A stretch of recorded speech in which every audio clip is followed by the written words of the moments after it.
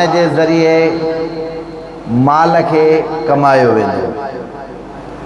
माना ज़ुबान दराज मानू आखिरी वक्त में अड़ा हूंदा जो उन कूड़ी शय के सचो करे मानू जे आलो पेश कंदा उन ज़ुबान के ज़रिए।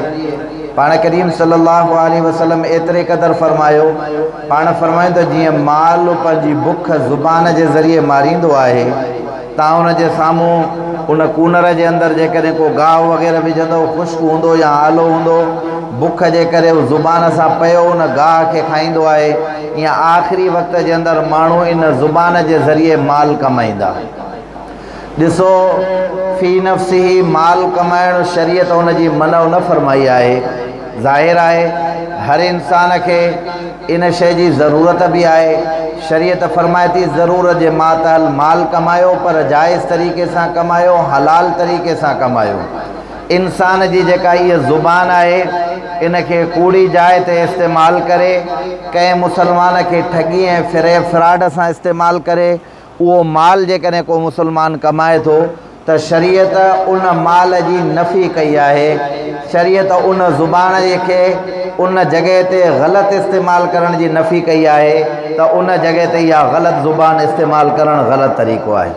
हकीम लुकमान वट जेको जेको मानू आयो, हकीम लुकमान बादशाह वट जने वयो तो बादशाह उनके चयो तो हकीम लुकमान तू वडो अकुलमंद ऐं दानाओ मानू आहे, तुझे अकुल जा तुझे इलाइक़े के अंदर वडे में वडा चर्चा है। हाँ मेहरबानी कर ये बकरी तुझे हवाले क्यों दा या बकरो तुझे हवाले क्यों दा, बकरी ऐं बकरो खणी वन, इन में जेका सुठे में सुठी शय आहे उहा खणी करे असांजे आॾो पेश कर। हकीम लुकमान चयो साईं ठीक आहे। उन बकरी के ज़िबा करे उन जी ज़ुबान ऐं उन जी दिल खणी करे उन बादशाह के हवाले कई। चई साईं बकरीअ में सुठे में जेका सुठी शय आहे उहा ज़ुबान ऐं दिल आहे। उन चुस वरी बी बकरी हवाले करे चई हीअ बकरी खणी वञो, हिन में जेका बुर्रे में बुरी शय आहे उहा खणी करे तव्हां असांजे आॾो अचो। वो हकीम लुकमान खणी उनके ज़िबा करे वरी ज़ुबान ऐं दिल खणी आयो। बादशाह चुस ॻाल्हि सम्झ में न आई, जॾहिं मां तव्हांखे चयुमि त हिन मां सुठे में सुठी शय खणी अचो, तॾहिं बि तव्हां ज़ुबान ऐं दिल खणी आया। मां तव्हांखे चवां थो हिन में बुर्रे में बुरी शय खणी अचो, तॾहिं बि तव्हां ज़ुबान ऐं दिल खणी आया। हकीम लुकमान जेके अल्फाज़ फरमाया उन चयो त इंसान हुजे या चाहे जानवर, उन में भले में भली जेका शय आहे उहा ज़ुबान ऐं दिल आहे, बुर्रे में बुरी जेका शय आहे उहा ज़ुबान ऐं दिल आहे। हिन ज़ुबान के सुठी जाइ ते इस्तेमाल कयो तव्हांजी मर्ज़ी आहे, हिन ज़ुबान के ग़लत जाइ ते इस्तेमाल कयो तव्हांजी मर्ज़ी आहे। हिन ज़ुबान सां सच ॻाल्हायो तव्हांजी मर्ज़ी आहे, हिन ज़ुबान सां कूड़ ॻाल्हायो तव्हांजी मर्ज़ी आहे, हिन ज़ुबान सां ॿिनि विढ़ियल मुसलमाननि खे ठाहियो तव्हांजी मर्ज़ी आहे, हिन ज़ुबान जे ज़रिए ॿियनि मुसलमाननि जे मथां ज़ुल्म करायो तव्हांजी मर्ज़ी आहे।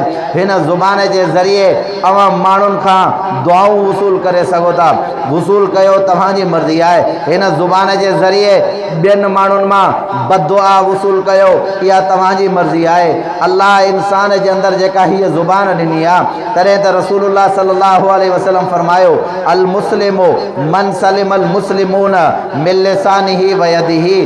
कामिल मुसलमान उहो आहे जंहिंजे ज़ुबान खां ऐं उन जे हथ खां कंहिं ॿिए मुसलमान खे ईज़ाउ कंहिं बि क़िस्म जो न पहुचंदो आहे। हिन ज़ुबान सां इंसान ॿिए खे जॾहिं ईज़ाउ पहुचाईंदो आहे, तॾहिं सोणे आली हज़रत शेर ख़ुदा रज़ी अल्लाह ताला अन्हु फरमायो जराहतु सिनान लहल तियामो वलायल तामो माजरहल लिसान। तलवार जो ज़ख़्म तो छुटी वेंदो आहे, उन जो त कंहिं डॉक्टर ऐं तबीब ऐं हकीम वटि इलाज थींदो आहे, पर जेको ज़ुबान सां ॾिनल ज़ख़्म हूंदो आहे उन जो कंहिं हकीम ऐं तबीब वटि इलाज कंहिं बि क़िस्म जो न हूंदो आहे। तॾहिं रसूलुल्लाह सल्लल्लाहु अलैहि वसल्लम फरमायो तव्हां मुसलमानो मूंखे ॿिनि शयुनि जी ज़मानत ॾियो, तव्हां ॿिनि शयुनि खे सही जॻह ते इस्तेमालु कंदो। मां मोहम्मद मुस्तफ़ा अहमद मुश्तबा सल्लल्लाहु अलैहि वसल्लम अव्हांखे जन्नत जी ज़मानत ॾियां थो पियो। साहबा इकराम फरमायो या रसूल अल्लाह सल्लल्लाहु अलैहि वसल्लम वो ब शयूं कहिड़ियूं आहिनि। पैगम्बर सल्लल्लाहु अलैहि वसल्लम फरमायो हिकु इंसान जी ज़ुबान आहे, ॿियो इंसान जो उज़्व ख़ासि आहे। इन्हनि ॿिनि शयुनि खे सही जॻह ते तव्हां इस्तेमालु कंदव, अवां जन्नत जा वारिस बणिजी वेंदव। जेकॾहिं इन ॿिन्ही जॻहनि खे ग़लति जाइ ते इस्तेमालु कंदव, अवां जहन्नम जी बाहि जे अंदरि सड़ंदव। पैगम्बर सल्लल्लाहु अलैहि वसल्लम जूं हदीसूं मौजूदु आहिनि। अल्लाह जे रसूल फरमायो अक्सर माण्हू जहन्नम जी बाहि जे अंदरि जेके सड़ंदा उन्हनि जो ताल्लुक़ इन ज़ुबान सां हूंदो। अक्सर माण्हू जन्नत जे अंदरि जेके वेंदा उन जो ताल्लुक़ बि हिन ज़ुबान सां हूंदो। हीअ ज़ुबान जेका इंसान खे अल्लाह सां ॾिनी आहे सही जॻह ते इस्तेमालु करण जे लाइ ॾिनी आहे। हीअ ज़ुबान वारी नेमत जेका ख़ुदा इंसान खे ॾिनी आहे हक़ ऐं सच ते इस्तेमालु करण जे लाइ ख़ुदा इंसान जे हवाले कई आहे। जेकॾहिं इंसान बुरी जाइ ते इस्तेमालु करे थो उन जा असरात दुनिया जे अंदरि बि बुरा इस्तेमालु थींदा त आख़िरत में बि बुरा इस्तेमालु थींदा। ॻाल्हि सम्झ में आई अलाए न? त हीअ ज़ुबान आहे। रसूलुल्लाह सल्लल्लाहु अलैहि वसल्लम फरमायो हिन ज़ुबान जे ज़रिए आख़िरी वक़्त जे अंदरि माल कमायो वेंदो। असां वटि जेको ज़ुबान दराज़ वापारी हूंदो आहे असां उनखे सही सम्झंदा आहियूं। जेको सचो ऐं हक़ ॻाल्हाइण वारो वापारी हूंदो आहे उनखे अबोझ ऐं बेअक़ुल सम्झ वेंदा आहे। हालांकि हक़ीक़त इहा कान्हे का।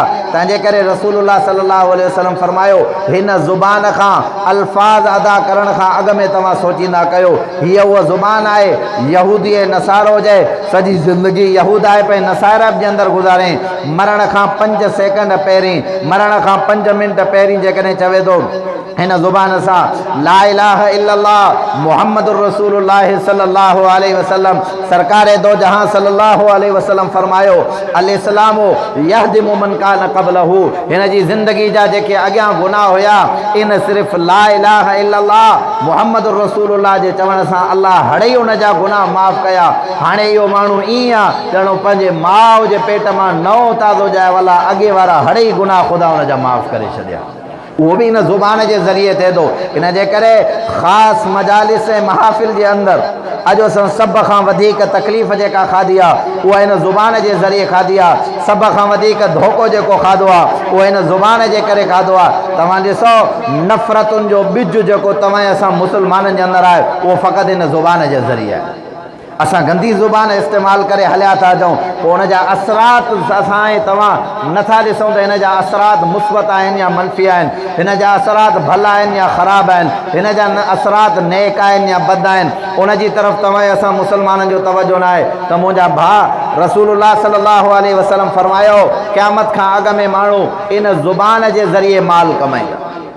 ज़ुबान जे ज़रिए माण्हुनि खे ॾटा ॾेई करे कूड़ियूं सूड़ियूं ॻाल्हियूं ॿुधाए करे कंहिं माण्हू खे फैलाए ऐं फुसलाए पंहिंजी चाल जे अंदरि गिरफ़्तार कंदा।